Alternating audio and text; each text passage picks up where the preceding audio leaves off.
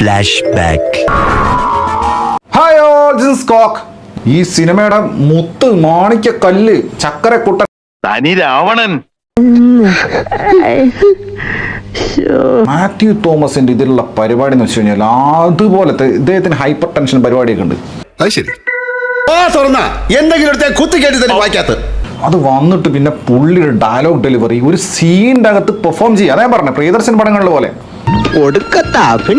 പണ്ട് ലാലേട്ടനും മുകേഷൊക്കെ ചെയ്തു വെച്ച പരിപാടിയില്ലേ,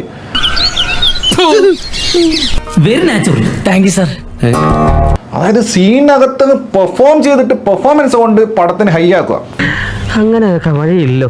നീ രക്ഷപ്പെട്ടു, അണ്ണന് നിന്നെ അത്രക്ക് പിടിച്ചു. ലാലേട്ടന്റെയും മുകേഷത്തിന്റെ ഒക്കെ കൂട്ട് സംഭവം ഉണ്ടോ നിങ്ങൾ തന്നെ ഒന്ന് വിലയിരുത്ത്. മാമിനോടും തോന്നല്ലേ?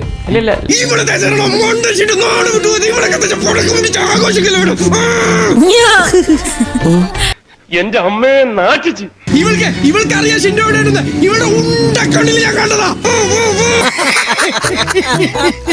എവിടെയോ എന്തോ ഒരു തകരാറ് പോലെ. നീ കുറച്ച് ഓവറല്ല, കംപ്ലീറ്റ് ഓവറാ. സീരിയസ് ആയിട്ടാണ് ചെയ്തെങ്കിൽ കോമഡി ആയിട്ടുണ്ട്. 2000 years later. നമ്മൾ എല്ലാരും ചേർന്ന് ആ ക്യാരക്ടറിന്റെ അടുത്തൊരു മീറ്റർ ചിലപ്പോ തെറ്റിപ്പോയതാണെന്നാണ് എനിക്ക് മനസ്സിലാക്കണം. ഇപ്പൊ ആൾക്കാർ ഓവറെന്ന് പറയുന്നത് ഓവറായിട്ട് തന്നെയാണ്.